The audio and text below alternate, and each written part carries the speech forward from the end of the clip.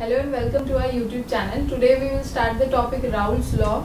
Raoult's law में relationship बताया गया between the vapor pressure of a liquid and its mole fraction. And इसके दो cases होते हैं. Relationship between vapor pressure of a liquid and mole fraction in solution.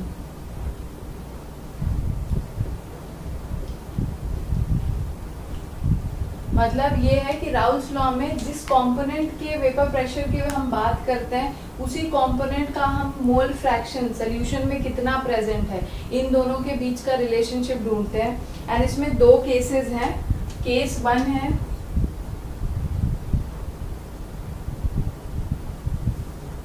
Case one होता है volatile solute in volatile solvent.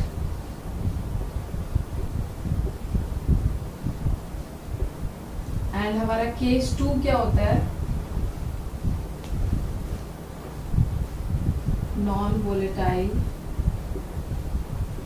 solute in volatile solvent.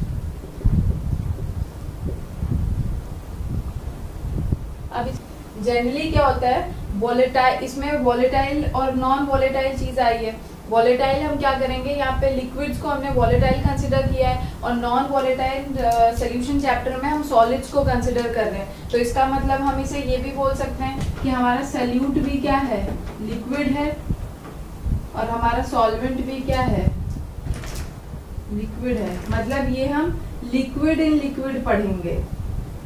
और non volatile मैंने क्या बताया था कि इस चैप्टर में नॉन वोलेटाइल हम किसको ले रहे हैं, सॉलिड्स को. तो और वोलेटाइल कंपोनेंट्स क्या ले रहे हैं, लिक्विड्स को.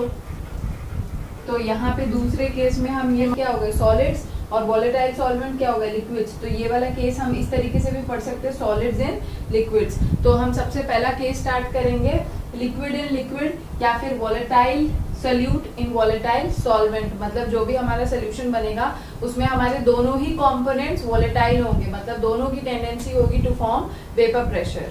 तो हम पहला केस पढ़ेंगे वोलेटाइल सोल्यूट इन वोलेटाइल सॉल्वेंट. और इसे मैं दूसरे तरीके से भी लिख सकती हूँ, लिक्विड इन लिक्विड. अब यहाँ पे जो भी हम ले रहे हैं सॉल्यूट या सॉल्वेंट हमारे दोनों ही किस फॉर्म में, लिक्विड फॉर्म में. तो हमने केस वन को समझने के लिए दो लिक्विड कंसिडर किया है, लिक्विड ए जो कि एक क्लोज्ड वेसल में होगा और लिक्विड बी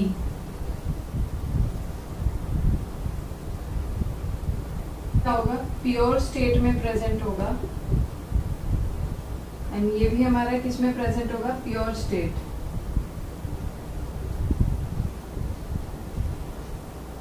अब होगा क्या, ए में क्या होगा, इसके सरफेस पे पूरे के पूरे लिक्विड ए के मॉलिक्यूल्स प्रेजेंट होंगे और इसमें क्या होगा, पूरे पे लिक्विड बी के मॉलिक्यूल्स प्रेजेंट होंगे. अब यहाँ पे हमें mole vapour pressure and mole fraction के बीच में रिलेशन बताना है. तो उसके लिए मैं ये बताना जा रही हूँ कि जितने भी ए के मॉलिक्यूल्स प्रेजेंट होंगे, more is the number of molecules present on the surface of the liquid, more will be the rate of evaporation. जितना ज्यादा ए के सरफेस पे ए के मॉलिक्यूल्स प्रेजेंट होंगे उतना ज्यादा उनके पास टेंडेंसी होगी इवेपोरेट करने की. जितना ज्यादा रेट ऑफ इवेपोरेशन होगा उतना ज्यादा रेट ऑफ कंडेंसेशन भी होगा, क्योंकि जब मॉलिक्यूल्स इवेपोरेट करके वेपर फेज में जाएंगे तो वेपर फेज में मॉलिक्यूल्स बढ़ जाएंगे, जिसके वजह से क्या होगा, वो एक दूसरे से कोलाइड करेंगे एंड दे विल कंडेंस. तो रेट ऑफ कंडेंसेशन भी बढ़ जाएगा एंड हेंस वेपर प्रेशर भी बढ़ जाएगा. तो यहाँ से हम ये बोल सकते हैं, मोर द लिक्विड मॉलिक्यूल्स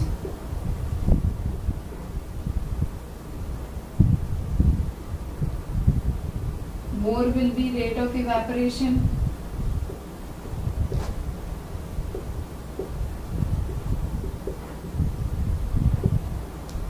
और क्योंकि रेट ऑफ इवेपोरेशन ज्यादा होगा तो रेट ऑफ कंडेंसेशन भी क्या होगा, ज्यादा होगा. रेट ऑफ इवेपोरेशन और रेट ऑफ कंडेंसेशन दोनों ज्यादा होगा, हेंस इक्विलिब्रियम पे वेपर प्रेशर भी क्या हो जाएगा, ज्यादा हो जाएगा, hence more will be vapour pressure. Same case हमारे बी लिक्विड में भी होगा। तो इसका मतलब यहां से हम ये कंक्लूड करके लिख सकते हैं कि vapour pressure is directly proportional to the number of molecules, to the number of molecules present on the surface of any liquid। यहाँ पे मैंने ये बोला कि जिस लिक्विड में जितना ज्यादा उसके सरफेस पे उसके मॉलिक्यूल्स प्रेजेंट होंगे उतना ज्यादा उन मॉलिक्यूल्स की क्या होगी, एस्केपिंग टेंडेंसी होगी। इसका मतलब उतना ज्यादा उसका रेट ऑफ इवेपोरेशन होगा, जितना ज्यादा रेट ऑफ इवेपोरेशन होगा उतना ज्यादा उसका रेट ऑफ कंडेंसेशन होगा, hence more will be the vapour pressure. तो वेपर प्रेशर को यहाँ पे हम रिलेट कर सकते हैं कि जितना ज्यादा किसी भी लिक्विड के मॉलिक्यूल्स का नंबर सरफेस पे प्रेजेंट होगा उतना ज्यादा लिक्विड का एस्केपिंग टेंडेंसी बढ़ जाता है, हेंस उतना ज्यादा उसका वेपर प्रेशर बढ़ जाता है। सेम केस ए में भी होगा एंड सेम केस बी में भी होगा। अब जब हम इन दोनों लिक्विड को मिक्स करेंगे तो सोल्यूशन बनेगा और इस सोल्यूशन में दोनों के ही मॉलिक्यूल्स प्रेजेंट होंगे, लिक्विड ए के मॉलिक्यूल्स एंड लिक्विड बी के मॉलिक्यूल्स। अब हुआ क्या है कि अब अगर हम देखें सोल्यूशन में, तो सोल्यूशन में क्या होता है, इतने ही सरफेस एरिया पे दोनों लिक्विड के मॉलिक्यूल्स प्रेजेंट हैं और अब दोनों लिक्विड के मॉलिक्यूल्स जो है इन दोनों का number as comparison to the pure state क्या हो गया है, कम हो गया है। बिकॉज नंबर ऑफ मॉलिक्यूल्स कम हो गए, तो मैंने बताया था जैसे ही नंबर ऑफ मॉलिक्यूल्स कम होंगे उनकी एस्केपिंग टेंडेंसी क्या होगी, कम होगी, तो रेट ऑफ इवेपोरेशन कम होगा, रेट ऑफ इवेपोरेशन कम होगा तो रेट ऑफ कंडेंसेशन भी कम होगा और हेंस वेपर प्रेशर भी कम होगा। बिकॉज वेपर प्रेशर इस चीज पे डिपेंड करता है कि कितने नंबर ऑफ मॉलिक्यूल्स प्रेजेंट है on the surface of any liquid. And क्योंकि अब हमारे सोल्यूशन में दोनों के ही मॉलिक्यूल्स प्रेजेंट है लेकिन नंबर क्या हो गए, प्योर स्टेट के कंपैरिजन कम हो गए, इसीलिए किसी भी सोल्यूशन में वेपर प्रेशर किसी भी दो लिक्विड का हमेशा कम होता है as comparison to their vapour pressure present in pure state. ये हमारा सबसे इंपॉर्टेंट लाइन है। तो यहाँ पे सोल्यूशन के लिए मैं लिख देती हूँ, less the number of molecule less will be rate of evaporation, hence less will be rate of condensation। और जब ये दोनों ही कम होगा तो hence lower will be the vapor pressure, will be the vapor pressure.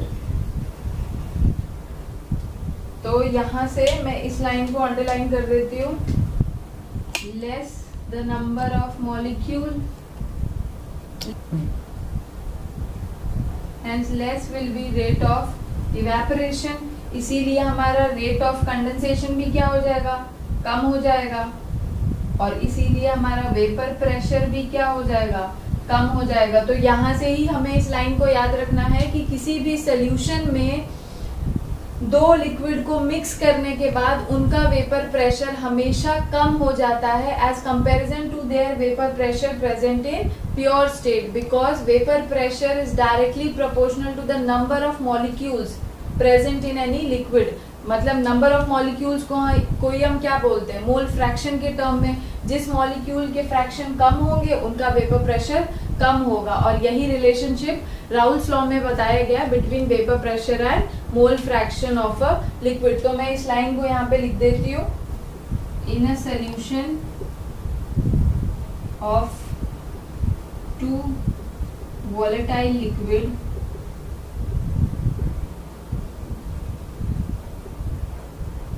vapor pressure vapor pressure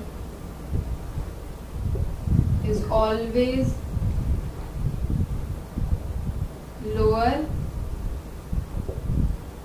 than the vapor pressure, always lower than the vapor pressure present in pure state.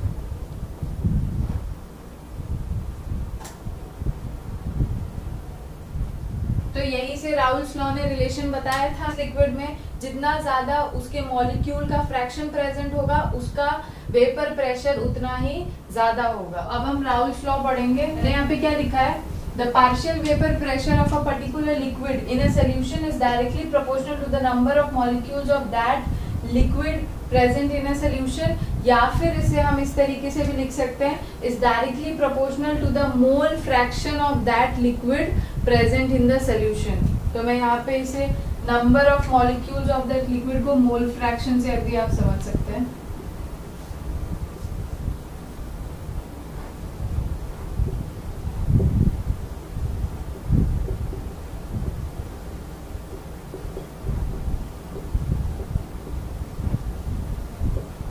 मैंने यहाँ पे mole fraction नहीं लिखा है, ऊपर number of molecules लिखा है, इसलिए मैंने यहाँ पे समझा दिया कि number of molecules of a particular liquid can be said as the mole fraction of that liquid present in a solution.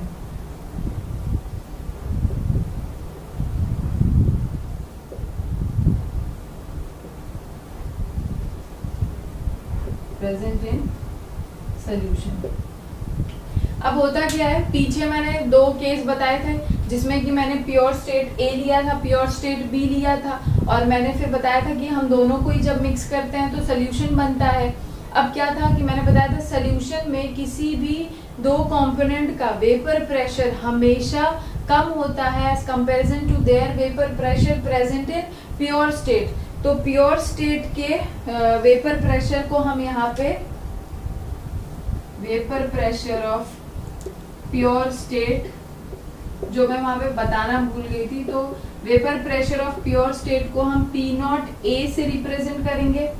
तो पी नॉट ए के हम ए लिक्विड के लिए ले लेंगे और पी नॉट बी हम बी लिक्विड के लिए ले लेंगे, और vapour pressure of each liquid, vapour pressure of each liquid in solution को रिप्रेजेंट करेंगे हम पी ए से एंड पीबी से। यहाँ पे जो चीज मैं बताना भूल गई थी मैं उस चीज को यहाँ से बता रही हूँ। तो यहाँ से हमें क्या समझ आ गया कि vapour pressure of pure state क्या हम लेंगे, ए के लिए पी नॉट ए और बी के लिए क्या लेंगे, पी नॉट बी। और क्योंकि सोल्यूशन में मिक्स करने के बाद वेपर प्रेशर चेंज हो जाता है और वो भी क्या होता है, कम हो जाता है, तो उस चीज को रिप्रेजेंट करने के लिए हमने P A and P B लिया है। और यहाँ पे हमेशा हमें याद रखना है कि P naught A is greater than P A या फिर P naught B is greater than PB, जो कि चीज मैंने अभी पीछे समझाई है। तो अब राउल्स लॉ के अकॉर्डिंग उसका रूल कहता क्या है, यहाँ पे हम समझेंगे कि vapour pressure of a particular liquid is directly proportional to the mole fraction of that liquid present in solution. तो हम यहाँ पे क्या बोलेंगे, according to Raoult's law vapour pressure क्या है, vapour pressure of A is directly proportional to the mole fraction of A molecule present in pure state of that liquid. मतलब क्या है कि जितना ज्यादा उसका मोल फ्रैक्शन प्रेजेंट होगा उतना ज्यादा उसका पार्शियल प्रेशर होगा। तो अब यहाँ पे क्या होगा कि क्योंकि प्रोपोर्शनैलिटी का साइन हटता है तो P A is equals to क्या हो जाएगा, P naught A x A chi A, मतलब मोल फ्रैक्शन को हम क्या करेंगे, जाई ए बोलते हैं। तो राउल्स लॉ के अकॉर्डिंग ये है हमारा राउल्स लॉ। इसी तरीके से अगर हम बी के लिए लिखना चाहेंगे तो क्या लिख देंगे, P B is directly proportional to chi B, मतलब जितना ज्यादा बी के मॉलिक्यूल्स प्रेजेंट होंगे उतना ज्यादा उसका पार्शियल प्रेशर होगा या वेपर प्रेशर होगा। और यहाँ पे प्रोपोर्शनैलिटी हटेगा तो P B is equals to क्या हो जाएगा, P naught B chi B. तो यही हमारा राउल्स लॉ है। अब हम इसका डेरिवेशन करेंगे। तो आई होप आप लोग को इतना समझ आया होगा। अब हम इसका डेरिवेशन स्टार्ट करेंगे। अकॉर्डिंग टू राउल्स लॉ क्या होगा, पी ए के लिए हम क्या लिख सकते हैं, P A is directly proportional to X A x A मतलब जाई ए है, और यहाँ पे जब प्रोपोर्शनैलिटी का साइन हटेगा तो P A is equals to क्या हो जाएगा, पी नॉट ए जाई ए। ऐसे ही हम बी के लिए लिखेंगे, P B is directly proportional to chi B, और जब भी प्रोपोर्शनैलिटी का साइन हटेगा तो P B is equals to क्या हो जाएगा, P naught B chi B. अब हमने क्या पढ़ा था, according to Dalton's laws of partial pressure, यहाँ पे ये लिख देना है कि according to Dalton's law of partial pressure,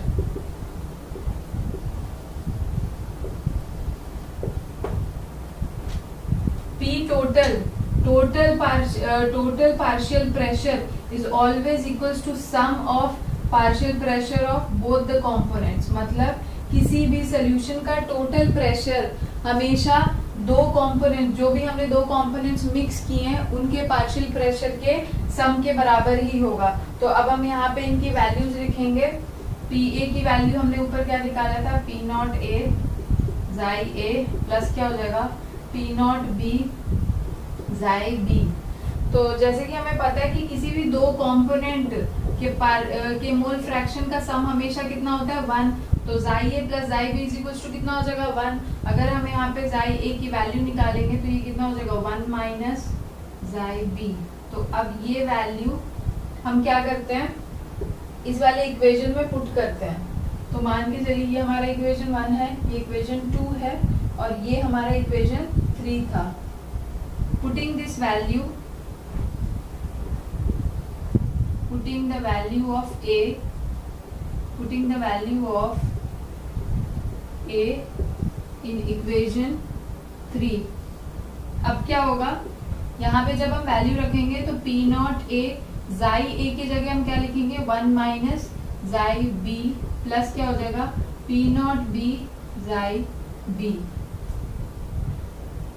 अब जब हम इसे सॉल्व करेंगे तो ये क्या हो जाएगा, ये इसको हमें दोनों से एक बार मल्टीप्लाई करेंगे तो P नॉट A माइनस क्या हो जाएगा, P नॉट A जाई B प्लस क्या हो गया, P नॉट B जाई B। अब अगर हम इसे थोड़ा सा रीअरेंज करके हम अगर यहाँ पे कॉमन निकाले तो हमारा इक्वेशन कुछ इस तरीके से बन जाएगा, P naught A plus P naught B जाई B minus P naught A जाई B। तो इस इक्वेशन को मैंने रीअरेंज करके भी दिखा दिया। अब अगर हम इसे कॉमन लेंगे, यहाँ पे हम क्या कर रहे हैं, टोटल प्रेशर निकाल रहे हैं, तो P total is equals to क्या हो जाएगा, P naught A plus common क्या लेंगे हम, मोल फ्रैक्शन ऑफ B। तो हमारा इक्वेशन कुछ ऐसा बनेगा, टोटल प्रेशर ऑफ सोल्यूशन क्या हो जाएगा, P total is equals to P naught A plus P naught B minus P naught A common में मोल फ्रैक्शन ऑफ B। तो ये हमारा इक्वेशन तब बना है जब हमारा partial pressure of B is greater than partial pressure of A। तो ये इक्वेशन हम दूसरे के लिए भी बना सकते हैं। अगर हमारा दूसरा केस कोई ऐसा दे दे कि partial pressure of A is greater than partial pressure of B is greater than partial pressure of B, तो यही इक्वेशन कैसा बन जाएगा, P not of B plus क्या हो जाएगा, P not of A minus P not of B और मोल fraction of यहाँ पे क्या हो जाएगा, A कॉम्पोनेंट। बस यहाँ पे हमारा ये टोटल प्रेशर ऑफ सोल्यूशन बन गया दोनों ही केस के लिए। और अगर हम इस इक्वेशन को कंपेयर करें तो ये y is equals to mx plus C को सेटिस्फाई कर रहा है। इसका मतलब है अगर हम वेपर प्रेशर और मोल फ्रैक्शन के बीच में ग्राफ बनाएंगे तो ये ग्राफ हमेशा हमें कैसा मिलता है, लीनियर ग्राफ मिलता है। हमारा टोटल प्रेशर ऑफ सोल्यूशन क्या निकला था, Pt is equal to P naught A plus P naught B minus P naught A और जाई B।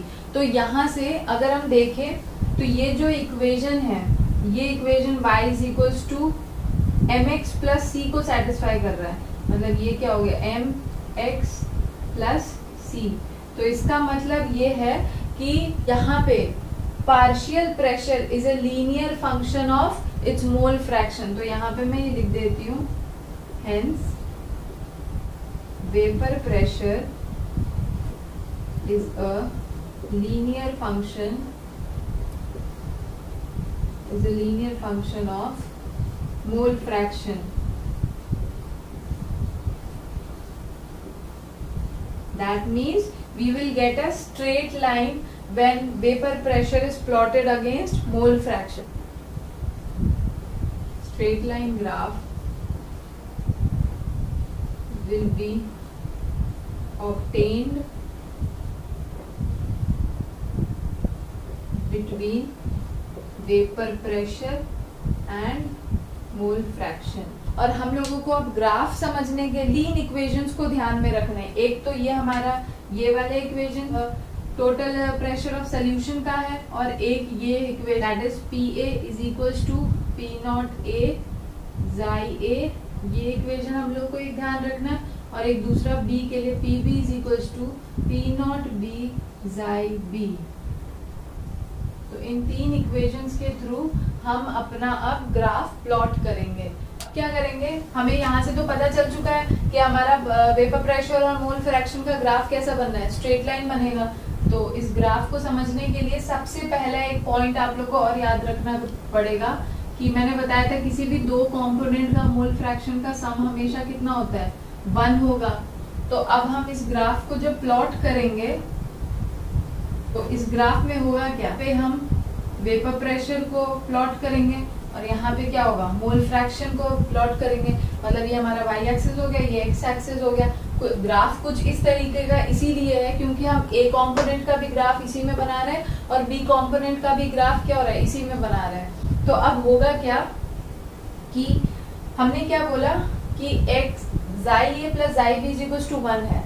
अब सबसे पहला केस यहाँ पे हम ये लेके चलेंगे, when only component A is present। पहले मैंने क्या बताया कि जब सिर्फ और सिर्फ A का कंपोनेंट प्रेजेंट होगा तो हम यहाँ पे क्या लिखेंगे, मोल फ्रैक्शन की वैल्यू। मैंने बताया कि mole fraction of A plus mole fraction of B is equal to क्या है, 1 है। तो अगर A सिर्फ और सिर्फ प्रेजेंट है तो इसका मतलब ये वैल्यू 1 आने के लिए B को क्या होना पड़ेगा, 0 होना पड़ेगा। तो इसका मतलब मोल फ्रैक्शन जब सिर्फ A प्रेजेंट है तो Xi A is equal to क्या होगा, 1 होगा, और Xi B is equal to क्या हो जाएगा, 0 हो जाएगा। तो यहाँ पे हम क्या लिख रहे हैं, XA is equal to 1 and XB is equal to क्या हो जाएगा, 0। तो अब क्या करते हैं हम सोल्यूशन में, क्योंकि मैंने बताया था यहाँ पे हम सोल्यूशन किसका बना रहे हैं, लिक्विड सोल्यूट का या लिक्विड सॉल्वेंट का। तो मान के चलो कि पहले हमने क्या किया था, सिर्फ सॉल्वेंट ले रखा था और सॉल्वेंट का पूरा कंसंट्रेशन कितना था, 1, और उस टाइम पे हमने सोल्यूट को बिल्कुल भी ऐड नहीं किया। अब जैसे जैसे हम सॉल्वेंट में सोल्यूट को ऐड करते रहेंगे तो धीरे धीरे क्या होगा, ए का कंपोनेंट क्या होगा, कम होते जाएगा और बी का कंपोनेंट क्या होगा, मैक्सिमम हो जाएगा। तो यहाँ पे मैं दूसरा लाइन लिख रही हूँ, when B component is added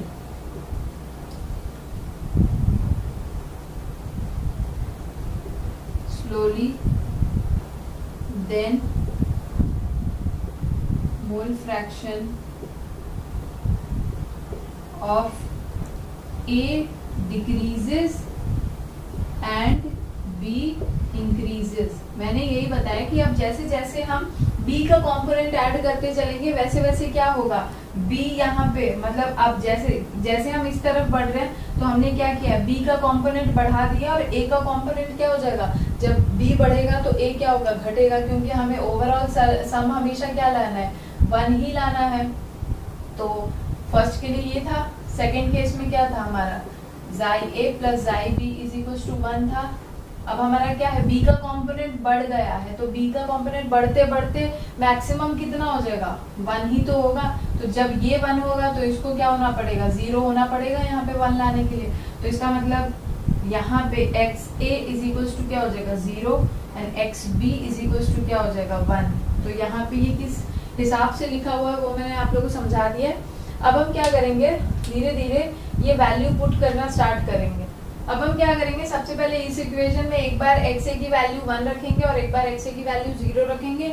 जो वैल्यू हमारी आएगी उसको हम ग्राफ में प्लॉट कर लेंगे। तो सबसे पहले इस इक्वेशन में P A is equals to P naught A x A में हमने सबसे पहला इनिशियल में लिया है, एक्स ए की वैल्यू कितनी दे रखी है यहाँ पे 1। तो अगर एक्स ए 1 होगा इस इक्वेशन में तो पी ए की वैल्यू हमारी कितनी निकल के आएगी, पी नॉट ए आएगी, जो कि हमारी एक तरफ से क्या है, कुछ ना कुछ वैल्यू है।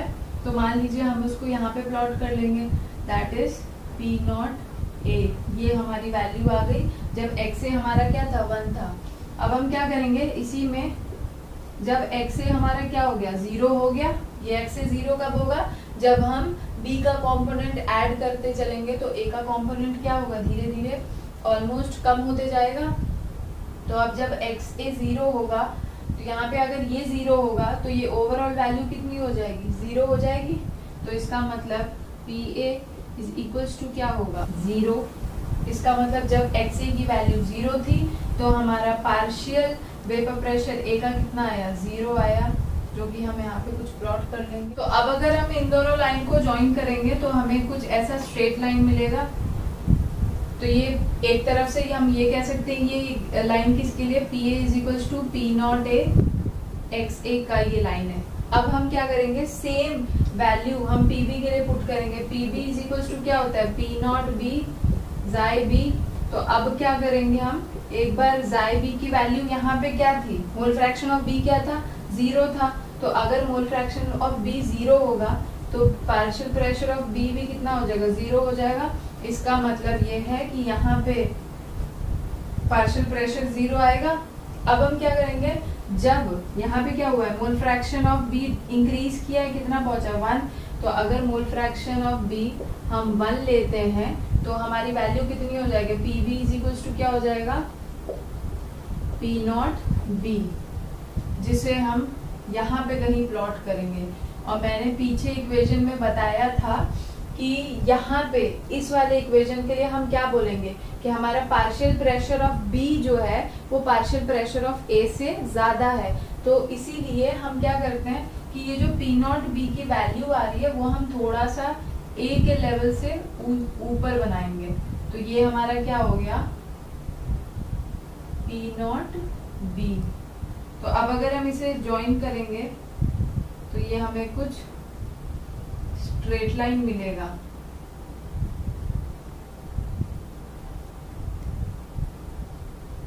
तो हम ये कह सकते हैं कि ये वाला लाइन किसका था, P A is equals to P naught A mole fraction of A, और ये वाला लाइन किसके लिए मिला है, P B is equals to P naught B mole fraction of B.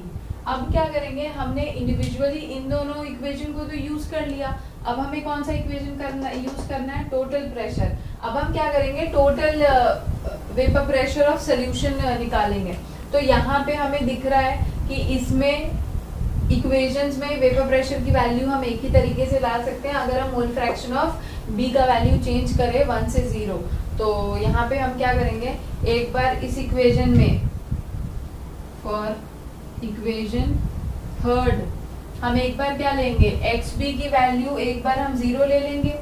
जब एक्स बी की वैल्यू हमारी 0 होगी तो ये पूरा का पूरा हट जाएगा। तो हमारा टोटल प्रेशर उस टाइम कितना निकल के आएगा, P T is equals to क्या होगा, पी नॉट ऑफ ए। मतलब जब एक्स बी 0 है तो टोटल प्रेशर कितना निकल के आ रहा है, पी नॉट ऑफ ए के बराबर। मतलब हमारा स्टार्टिंग ऑफ द लाइन यहाँ है। अब क्या करेंगे हम, एक्स बी को इसी में एक बार अब क्या लेंगे 1। जब हम इसकी वैल्यू 1 रखेंगे तो ये इक्वेशन कुछ ऐसा निकल के आएगा, P total is equals to क्या हो गया, P naught A plus P naught B minus क्या हो जाएगा, पी नॉट ऑफ ए। अब क्या हो रहा है, यहाँ पे पी नॉट ए एक दूसरे से क्या हो गया, कैंसिल हो गया। मतलब पी टोटल किसके बराबर आ रहा है, पी नॉट ऑफ बी। तो यहाँ पे हमारा फाइनल पी टोटल किसके बराबर आ रहा है, पी नॉट ऑफ बी, जो कि हमें यहाँ मिलेगा। तो अगर हम इन दोनों लाइन को ज्वाइन करेंगे तो हमारा टोटल वेपर प्रेशर का लाइन कुछ ऐसा मिल रहा है। तो ये हमारा क्या है, पी टी, ये टोटल वेपर प्रेशर की लाइन है जो कितने बराबर आएगी, P naught A plus P naught B minus P not A, mole fraction of B। तो आई होप आप लोगों को ये पूरा क्लास समझ आई होगी। तो अगर आप लोग को मेरा वीडियो अच्छा लगा तो please like, share, comment and subscribe. Thank you.